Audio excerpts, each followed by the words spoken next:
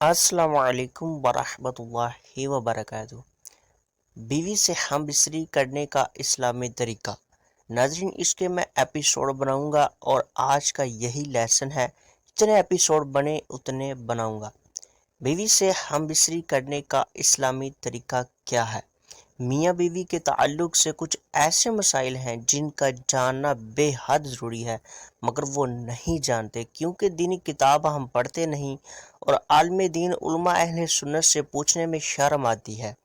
مگر عجیب بات ہے، مسئلہ پوچھنے میں تو ہمیں شرم آتی ہے، مگر وہی غیرت اس وقت مر جاتی ہے جب دلہا اپنے دوستوں کو اور دلہن اپنی سہیلیوں کو پوری رات کی کہانی سناتے ہیں۔ استغفر اللہ، معاذ اللہ۔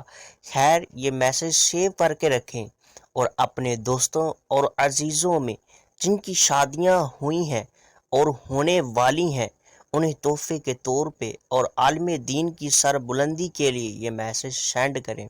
مسئلہ یاد رہے کہ شادی سے پہلے میاں بیوی اور اولاد کے حقوق کے مسائل سیکھنا فرض ہیں۔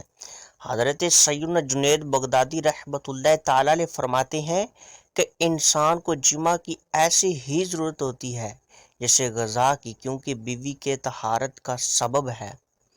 حدیث پاک میں آتا ہے کہ جس طرح حرام صحبت پر گناہ ہے، اسی طرح جائز صحبت پر نیکیاں ہیں۔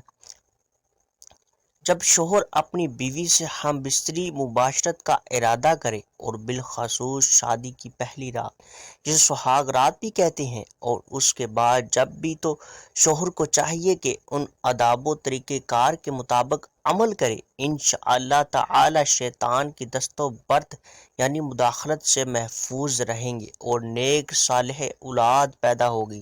نماز کے بعد شوہر اپنی دلہن کی پیشانی کے تھوڑے سے بال نرمی اور محبت سے پکڑ کر یہ دعا پڑھے۔ ترجمہ: تو نماز اور اس دعا کی برکت سے میاں بیوی کے درمیان محبت اور الفت قائم ہوگی انشاءاللہ تعالی۔ ناظرین، آج کا لیسن یہی ہے، پہلا لیسن، اور یہی ہے پہلا ایپیسوڈ۔ انشاءاللہ نیکسٹ ایپیسوڈ بھی اس کے آئیں گے۔